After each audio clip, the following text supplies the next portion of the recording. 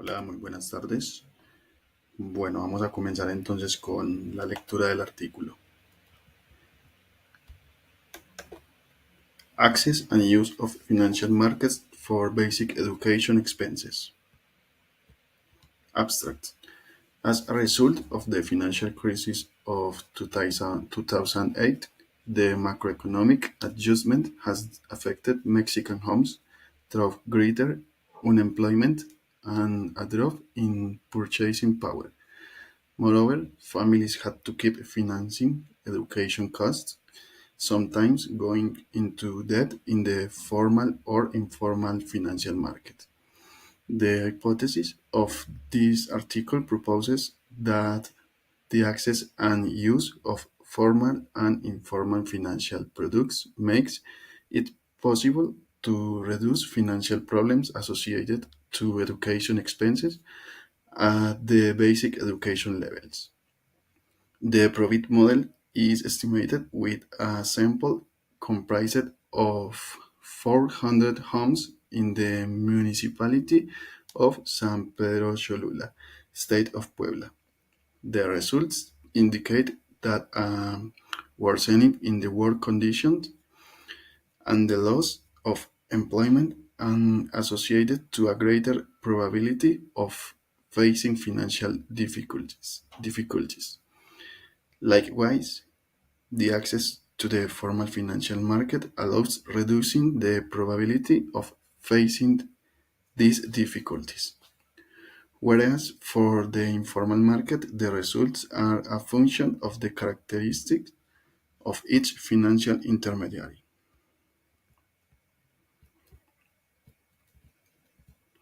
Background information.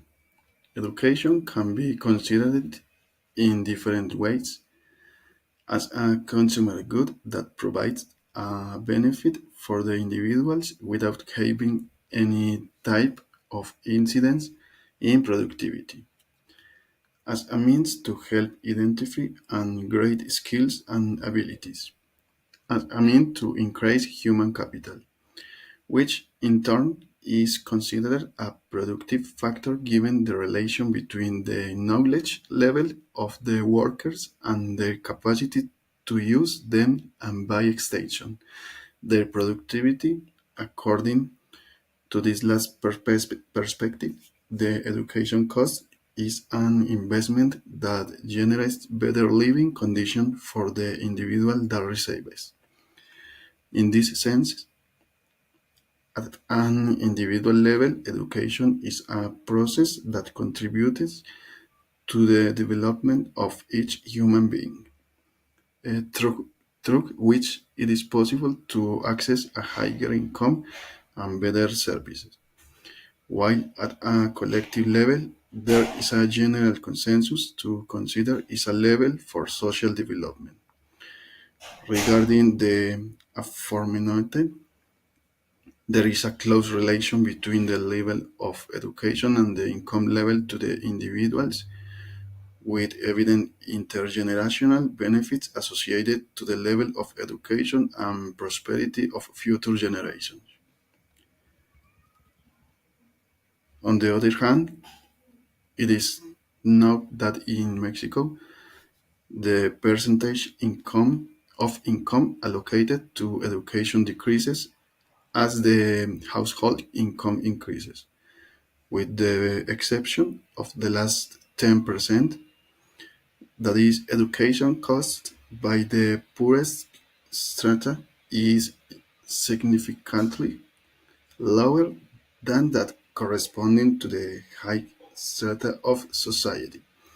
However, the low strata of society focus their expenses of the basic level, whereas the high strata to it on higher education.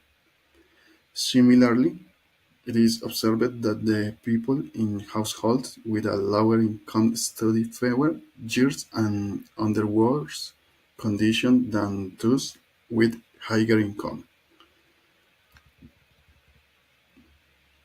Education, human capital, and economic results. The importance of education at the individual level lies in being a permanent process that contributes to the development of a person, as well as being the main means to obtain,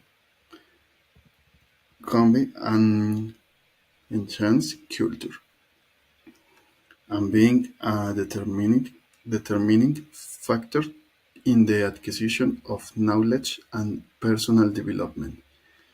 Human capital, which, according to Becker, is defined as the set of the productive capacities that an individual acquires through the accumulation of general or specific knowledge, is the bridge between education and work, with the latter being the culmination of that at what was learned during the school years, strengthened by experience and daily practice in the labor market. The early years of life and the proper development of people are essential for their development as productive individuals. In this stage, the care of the parents, the access to a balanced diet and medical service, as well as the possibility of obtaining timely and quality education, make it possible for individuals at an intergenerational level to achieve better standards of living through a virtuous circle. One of the manifestations through which this aspect can be appreciated is the economic results of micro enterprises, which in Mexico represent 95.6% of the productive units and employ up to 45.6% of the workforce. However, they only contribute with 15% of the gross domestic product. In this regard, it is understood that as the level of education of the micro entrepreneur increases, operating profits gradually increase when compared to those with only primary education. Concluding that, with a higher level of education, it is expected for the micro entrepreneur to have skills that, along with a better understanding of the issues, will allow them to analyze and make better decisions that result in positive results for the micro enterprise. These results are also supported by the data published by ProMexico in 2014 and the Economic Data Bank, where the correlation between the average school years per state with the productivity index is of 68.9%, and with regard to the average of the gross income per economic activity is of 41.6% for manufacture and 39% for commerce and services.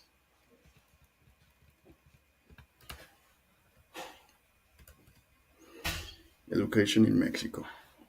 In the face of the results that have evidenced in the shortcomings of the Mexican educational system and at an international level,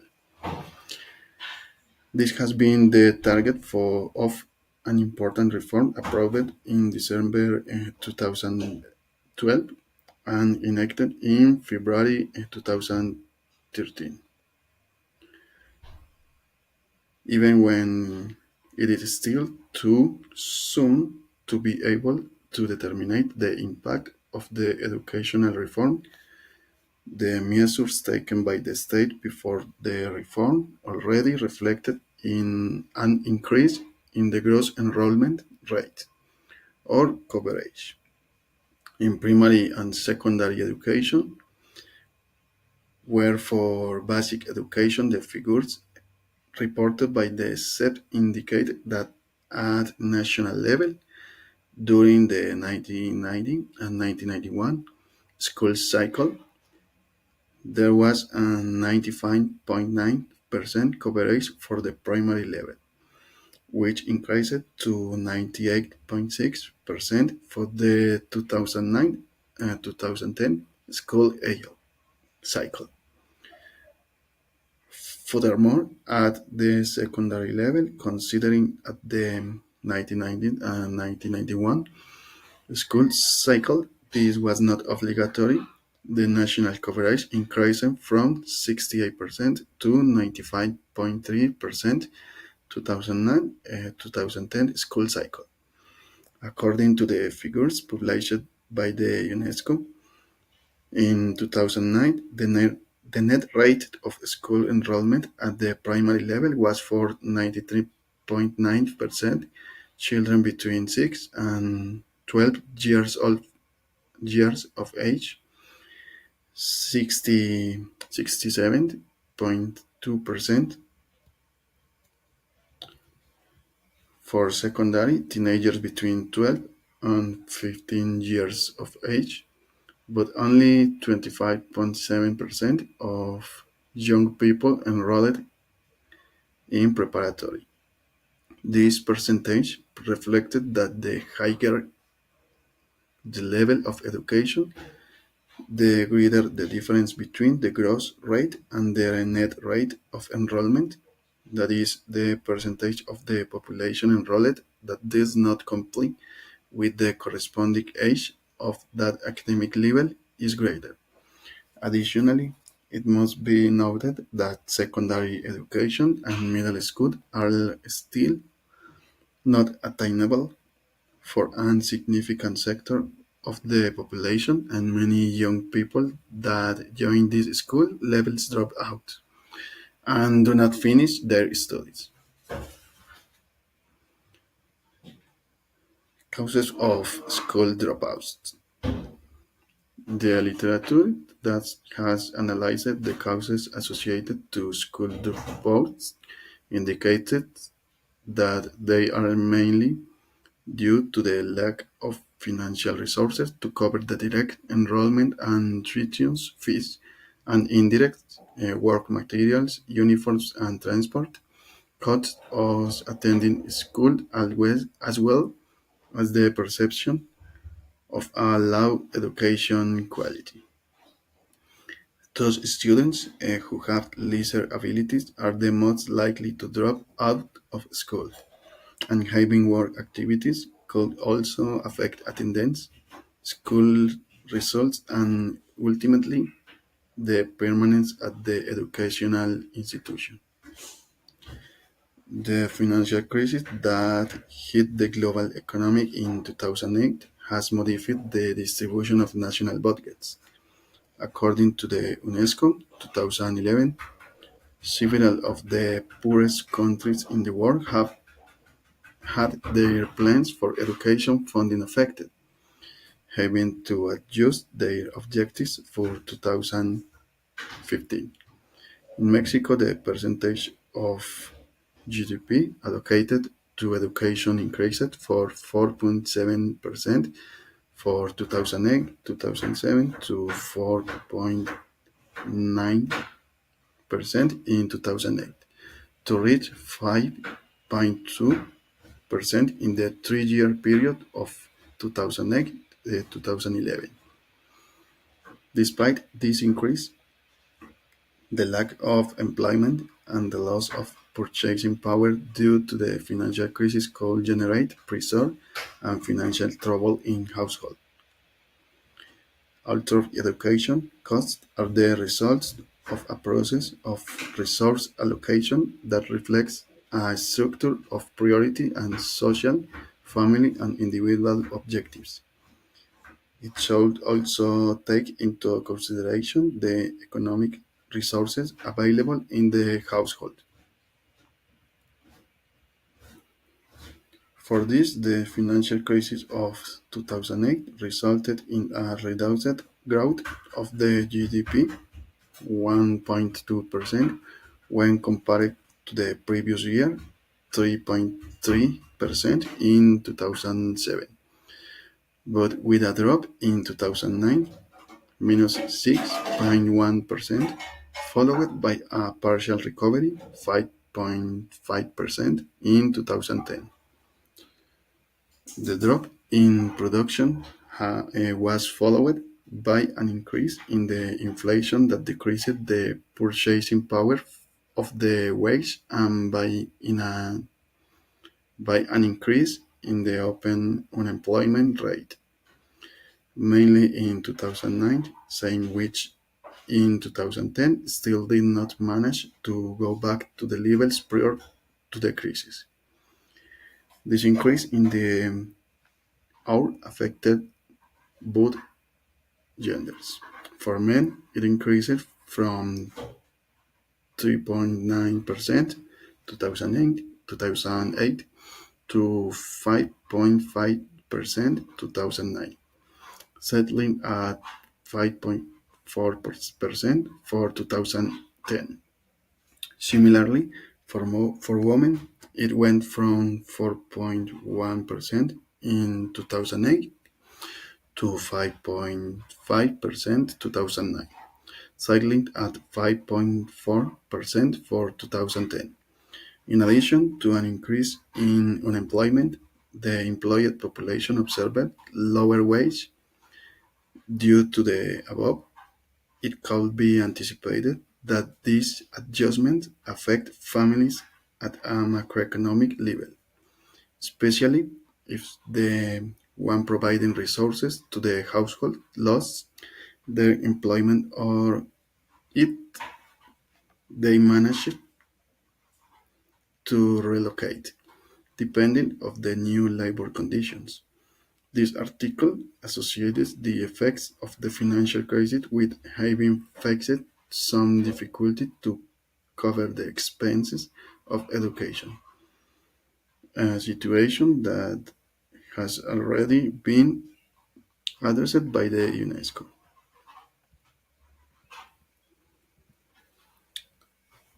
In its Education for All Global Monitoring report, when observing a reduction in the resources allocated to this sector, despite the fact that the cost per student in primary and secondary school shows an upward trend in the years following the financial crisis. An explanation an explanation for this tendency is that the households could have resorted to formal or informal credit markets to pay for these expenses. In this sense, the National Survey on Financial Inclusion presents some evidence, despite expenses in education being grouped in the education or health expenses category, which makes it impossible to isolate the interest variable from the 38.6% of the population that had saved in the past year, 2011. Only 29.55% allocated these resources to education or health expenses. In the same manner, 35.96% applied for informal credits, of which 38.93% also allocated that money for to education or health expenses. Regarding formal financing, 30.76% used to loan money for this same purpose. In addition to the above, Braid indicates that the expense in education can be divided into opportunity costs, those activities that the individuals or families stop doing to invest in education, and monetary expenses that can be done inside collaboration and school fees at outside of the schools purchase of uniforms, stationery, transport, and paperwork. In the educational systems of industrialized countries, the expenses inside the school are fully covered by the government, and the expenses outside the school comprise a small portion of the total expense of the households. However, in countries where the capacity to the state to finance public education is limited, families have to try to co-finance the education of their members. In relation to Puebla, which is the state that is the object of this article, it is listed as the sixth state with the lowest school attendance. On average, its inhabitants have 7.9 years of education, below the national average 8.7 years, and has high levels of dropouts for the primary 1.2% and secondary school 4.7% levels, particularly for the municipality of San Pedro Cholula, where the empirical study was carried out. A greater number of dropouts than those at a state level can be observed, both of primary and secondary school, with 1.3% and 5.2% respectively.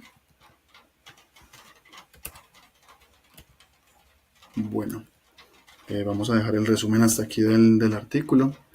Básicamente, básicamente el artículo pues analiza cómo cambió el ahorro en el país en varios años. Básicamente, bueno, en el país que es México, entre 1993 y 2015, distinguiendo entre ahorro de los hogares, las empresas y el gobierno y evaluando el papel en el desarrollo económico. El estudio muestra que el ahorro pues, ha crecido en términos absolutos, pero sigue siendo insuficiente para las necesidades de inversión que México requiere, sobre todo en la educación, que es en lo que se basa el artículo. Un hallazgo importante es que el ahorro privado, o sea, el de las familias y las empresas, ha sido la principal fuente de los recursos. En contraste con eso, el ahorro público ha sido muy limitado, incluso negativo en algunos periodos, debido a los déficits fiscales y al endeudamiento del gobierno. Eso significa que en lugar de contribuir, el sector público en ciertos momentos le ha restado al ahorro nacional. Y cuando se compara pues ya de forma internacional, decidí encontrar este artículo porque se parece mucho al tema también de nuestro país, de Colombia. Entonces la tasa de ahorro en México es más baja que la de otros países emergentes como China o Corea del Sur. Esto hace que la economía dependa en mayor medida del financiamiento externo y eso genera vulnerabilidad frente a crisis internacionales, por ejemplo. Entonces, pues sí concluye que es necesario fortalecer la cultura del ahorro en los hogares, incentivar el ahorro de las empresas y sobre todo mejorar la disciplina fiscal del gobierno. En resumen, aunque en México, como le digo, pues como digo, también se puede traducir a Colombia porque es un caso muy parecido, aunque ha avanzado, el nivel de ahorro sigue siendo un desafío para financiar de manera sostenible el crecimiento económico y el acceso a la educación. Entonces, básicamente, un país que no ahorra lo suficiente depende del capital extranjero y eso aumenta la exposición a riesgos externos. Y ya directamente, pues como aprendizaje para nuestro campo de estudio, que es la ingeniería financiera, pues hay varias cosas a tener en cuenta. Primero, que el ahorro interno es la base para el desarrollo de la inversión productiva, que los déficits públicos afectan la capacidad de un país para generar ahorro, estabilidad financiera y acceso a derechos como la educación. Y pues por último, que nosotros como ingenieros financieros tenemos que promover instrumentos y estrategias que fomenten el ahorro en la población y en las empresas, además de proponer políticas de financiamiento responsables. El ahorro no es solo un tema microeconómico de las familias, sino que es un pilar estratégico de la estabilidad económica y del crecimiento sostenible de un país. Listo, eso sería todo. Muchas gracias.